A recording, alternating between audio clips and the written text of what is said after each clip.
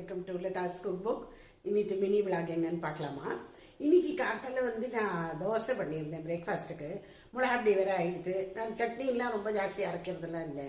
அதனால் மிளகாப்பொடி தான், அதுதான் எனக்கு பிடிக்கும். வேறு மிளகாப்பொடி எல்லாத்துக்கும் வேணும். அரிசி உப்புமாவாக இருந்தாலும் சரி, ரவா உப்புமாவாக இருந்தாலும் சரி, எல்லாத்துக்கும் ரொட்டி பரோட்டாக்கே போட்டுப்பேன் நான். அதனால் மிளகாப்பொடி எப்போ கையில் இருந்துகிட்டே இருக்கணும். அதை கொஞ்சமாக வறுத்து அதை பொடி பண்ணி வச்சுனேன். அது எவ்வளோ நாளைக்கு ஓட போகிறது தெரியல. ஜாஸ்தி காரம் போடுறது இல்லை, கொஞ்சம் குறைச்சலாக தான் போட்டுப்பேன். கொஞ்சமாக வெல்லமும் அதில் போட்டுப்பேன், பொட்டுக்கடலை வெல்லம் அந்த மாதிரிலாம். ஸோ அந்த வேலை ஒன்று ஆச்சு. அதுக்கப்புறம் தான் நீ கலந்த சாதம் பண்ணியிருந்தேன். அதெல்லாம் உங்கள் எல்லாரோடையும் ஷேர் பண்ணியிருந்தேன். நிறைய பேர் பார்க்கலன்னு நினைக்கிறேன். ஒரு பியூட்டி சீக்ரெட் ஒன்று பார்க்கலாமா? அது பியூட்டி ஹேக்குன்னு கூட சொல்லலாம். கொஞ்சமாக வேசலின் எடுத்துக்கோங்க. இது என்னத்துக்குன்னு நம்மள நிறைய பேருக்கு லிப்ஸ்டிக் போட்டுக்கிறதுன்னு பிடிக்காது.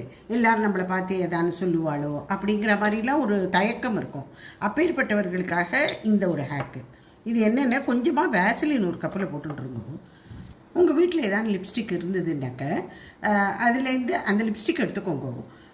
அதை கொஞ்சமாக இதில் இந்த வேசலினோட போட்டு மிக்ஸ் பண்ணிக்கணும். கொஞ்சமாக இப்படி சீவினா மாதிரி எடுத்துக்கோங்க, போதும். இதுவே ஜாஸ்தி தான்.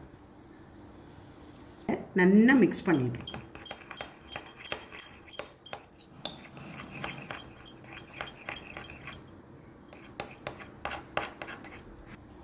இது இந்த மாதிரி ஒரு கலரில் உங்களுக்கு தெரியுது. இப்போ பார்த்தா உங்களுக்கு டார்க் கலர் மாதிரி தெரியும். ஆனால் நீங்கள் போட்டுட்டேன்னா யாராலையுமே கண்டுபிடிக்க முடியாது நீங்கள் லிப்ஸ்டிக் போட்டுருக்கேன்ல.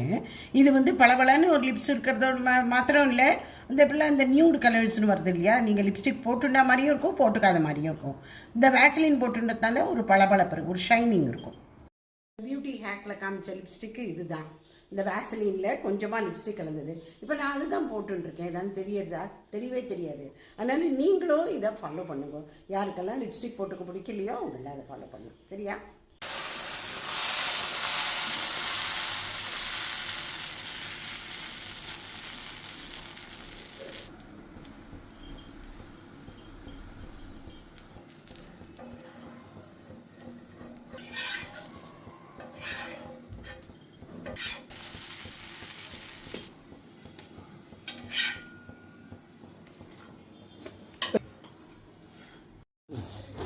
மிளகா அப்படி வறுக்கலான்னுட்டு கடலைப்பருப்பு, உளுத்தம்பருப்பு, மிளகா வத்தலைன்னா ஒரு அவசர கதியில் பண்ணி விட்டுட்டேன்.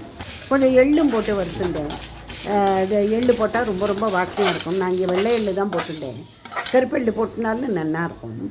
அப்புறம் உப்பை போட்டு எல்லாத்தையுமே போட்டு இது பண்ணி விட்டுட்டேன், பவுடர் பண்ணினேன். மிளகா அப்படி இது ரெடி.